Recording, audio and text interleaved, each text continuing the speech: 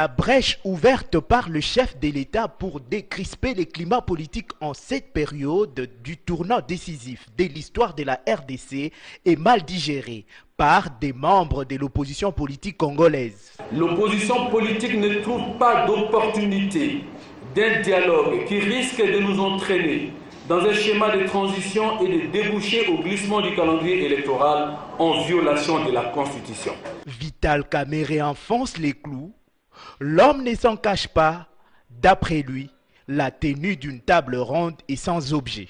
Le dialogue pour partager les projets, pour déboucher une transition ou un glissement, l'opposition les rejette de façon catégorique. Ce processus électoral nous réserve bien des surprises et l'épisode de l'exaltante aventure électorale s'annonce bouillant.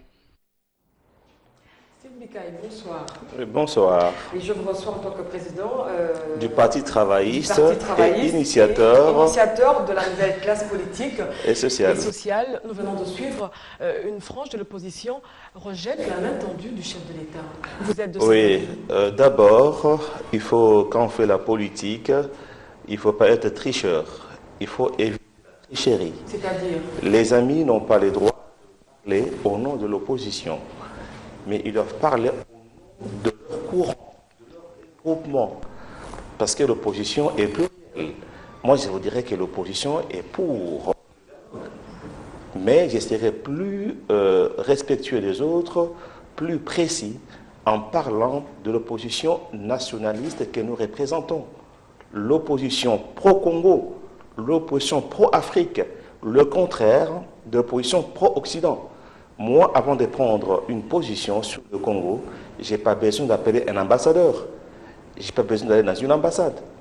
Je préfère qu'au niveau de notre courant nationaliste, que les problèmes congolais soient traités par les Congolais. Ici, le dialogue n'est pas initié par le président Kabila. Il y a déjà au mois de mars, quand nous avons effectué la sortie officielle de la NCPS, j'avais bien dit que nous sommes d'accord avec Ban Ki-moon, secrétaire général de l'ONU, qui a demandé qu'il y ait un dialogue au Congo avant les élections. Et j'ai été pour longtemps porte-parole de la CVD, Coalition pour un vrai dialogue. Ça serait incohérent que quand maintenant le dialogue demandé par l'organisation arrive, que je dise encore non. Nous allons avoir une déclaration de l'opposition pour rendre nationaliste après-demain. C'est ce problème que je ne comprends pas, justement, au sein de l'opposition. Il y a toujours des convergences, vous vous entendez pas, vous voulez le beurre et l'argent du beurre. Finalement, qu'est-ce qui se passe à l'opposition? Vous qui êtes membre de l'opposition. La convergence dans l'opposition est difficile dans la mesure où on n'a pas la même conception. Vous savez, vous pouvez aller dans beaucoup de plateformes, vous verrez que les gens n'ont aucune idée à défendre. Si vous demandez aux gens, vous allez à la télévision, ne parlez pas de votre adversaire. C'est-à-dire, ici, on vient soit pour soutenir le président Kabila ou pour le contredire. Mais les gens n'ont pas d'idée précise. Mais nous, au niveau de la nouvelle classe politique et sociale, nous sommes réunis autour d'une idéologie claire qui se bat pour l'indépendance politique. Mais on dit que vous êtes à la recherche du Congo. J'arrive. Vous changez de position comme ça. Vous étiez avec Vital Kamerhe, avec les autres, et maintenant vous créez un autre courant politique. Est-ce que c'est pas possible? C'est ça votre conception de la politique, la conception de la politique congolaise. Oui, l'homme congolais. Attendez, on se met autour des individus. Oh, je suis avec Kabila, avec Kamerhe, avec Tshisekedi. Ça, c'est une politique qu'on appelle la vieille classe. Nous, la nouvelle classe politique, nous nous mettons autour des idées. Notre combat, nous, est à deux niveaux. Combat contre le régime du président Kabila, qui gère mal le pays, qui a échoué, et le combat contre la domination étrangère sur le Congo. Vous comprenez? Tout à l'heure, le temps pour moi de dérouler le journal.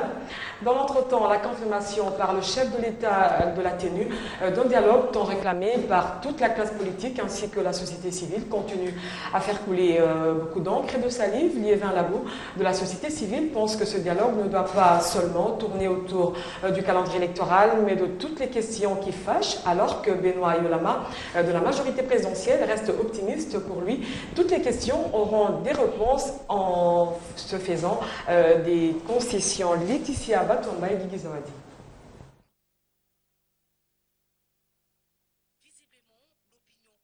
veut que le dialogue qu'a accordé le président de la République Joseph Kabila ne doit pas seulement graviter autour du processus électoral, mais plutôt sur toutes les questions à la base des divergences entre acteurs politiques. Du côté de la majorité, Benoît Yolama pense que la politique est au-dessus de tout. L'orientation à venir de ce pays dépendra de ce dialogue. Le chef de l'État peut penser que c'est des questions liées au calendrier électoral qui posent problème, mais les autres acteurs aussi, qui sont partie prenante à ce dialogue, peuvent également amender l'ordre du jour que le pouvoir peut proposer. Jusqu'au moment où nous parlons, le président n'a pas donné l'ordre du jour des futures négociations qui auront lieu ici à Kinshasa, que la politique est au-dessus de tout. L'architecture gouvernementale actuelle, la constitution actuelle sont le fruit d'une négociation politique. Le calendrier électoral est irréversible, dit le président de la CENI. Liévin Labou de la société civile et Benoît Yolama de la majorité, tous deux restent optimistes. Glissement ou non, révision du calendrier électoral ou non, la réponse sera connue en se faisant des concessions. Si nous devons concéder un glissement, eh bien, cette concession doit être faite de manière consensuelle, autour d'une table, justement à l'occasion d'un tel dialogue. Faudra-t-il commencer par les élections municipales, provinciales et autres? Eh bien, tout ça peut être défini en accord. Si tout le monde est d'accord et si l'option est levée de manière consensuelle, il n'y aura jamais des élections agitées. Et si nous avons la même vocation de transformer le Congo, nous avons aussi l'obligation de nous écouter. Si la deuxième partie du calendrier de la CENI peut être revue, je crois que ce sera la conséquence des négociations politiques. Jusqu'à présent, seul l'UDPS d'Étienne Tshisekedi a donné son cahier de charge, à en croire Benoît Yolama. Je reviens à vous. Vital Kamerhe est pourtant clair. Il craint que ce dialogue ait lieu et il craint que ce dialogue cache un glissement. Et vous, qui avez accepté ce dialogue, ça serait pour y aller avec quel terme de référence? Oui, madame, Vital Kamerhe est président de l'UNC. Et moi, je suis président du PT.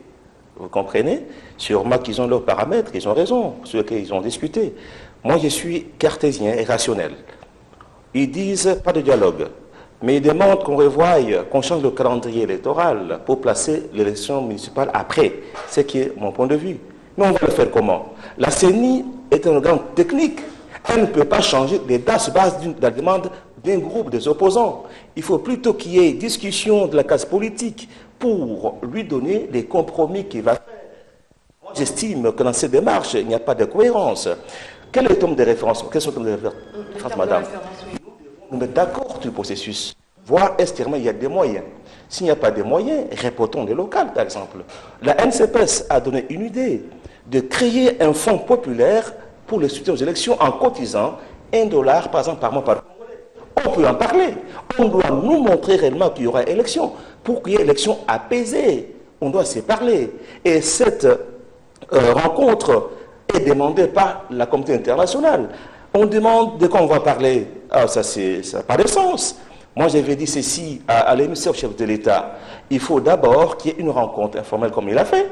Il faut une commission préparatoire, justement pour les termes de référence.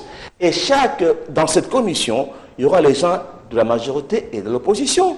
Et c'est là-bas qu'on va dégager l'ordre du jour et même le format et consort. Et cette commission devra proposer un projet de décret consensuel à faire signer par le chef de l'État, et ça sera un dialogue de tout le monde, différent des concertations. Une toute petite question qui me vient à l'esprit, et si ce dialogue aboutissait à un gouvernement de transition, quelle serait la position de Steve Bikai? Ça n'aurait aucun sens. Nous avons une majorité qui est vers la fin, qui a échoué lamentablement.